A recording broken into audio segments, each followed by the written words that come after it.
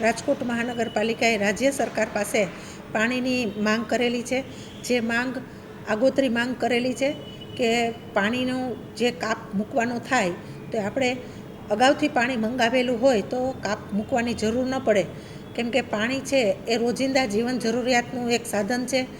દરેક સજીવને અને ઉદ્યોગોની અંદર પણ પાણીનો એટલો જ વપરાશ થતો હોય તો રાજ્ય સરકાર દ્વારા 500 MCFT પાણીની માંગ કરેલી છે, જે ટૂંક સમયની અંદર આપણને પાણી મળી જશે.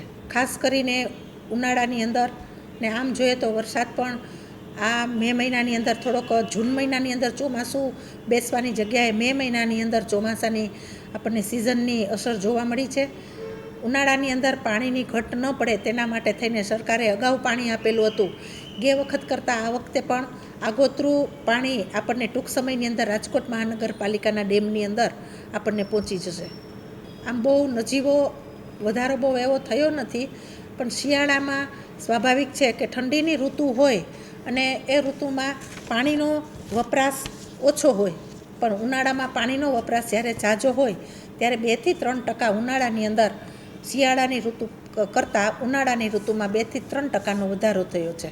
નવા ભરેલા વિસ્તારને પાણી મળી રહે તેના માટે થઈને રાજકોટ મહાનગરપાલિકામાં આ વખતે આપણે DI પાઇપલાઇન પણ નખાવેલી છે.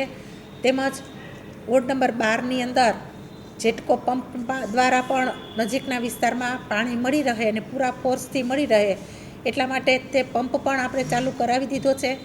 જે વિસ્તારો નવા ભર્યા છે એ વિસ્તારોને પણ પૂરતું પાણી મળી રહે તેના માટે રાજકોટ મહાનગરપાલિકા ખૂબ પ્રયત્ન કરી રહી છે. સ્વાભાવિક રીતે આપણે પાણીનો બગાડ ન કરીએ.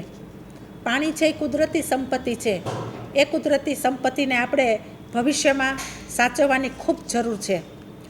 રોડ રસ્તાની અંદર આપણે જે પાણી વધારે ધોય છે એ આપણે પાણીનો બગાડ વધારે પડતો થતો હોય તો તે ન કરીએ. રાજકોટ મહાનગરપાલિકા દ્વારા સોસાયટીની અંદર અને ઘરની અંદર બોર રિચાર્જ પણ કરી આપવામાં આવે છે, તો એમાં પણ સોસાયટી અને લોકો પોતે જાગૃત થાય અને ચોમાસાની અંદર બોર પોતાના રિચાર્જ કરે કે જેથી કરીને પાણીનો પ્રશ્ન છે એ ભવિષ્યની અંદર થોડોક દૂર થાય. ત્યારે જો ભવિષ્યને આપણે ઉજળું બનાવવું હોય, પાણી માટે આપણે કાયમી જરૂરિયાતનું આ એક સાધન છે પાણી, તો એના માટે થઈને આપણા ઘરની અંદર જે બોર છે એ બોરને આપણે રિચાર્જ કરીએ. રાજકોટ મહાનગરપાલિકાની અંદર આપણને આ સુવિધા છે. જેને પણ સુવિધાનો લાભ લેવો હોય તે તમામ જનતા રાજકોટ મહાનગરપાલિકાની અંદર આ યોજનાનો લાભ લઈ શકશે.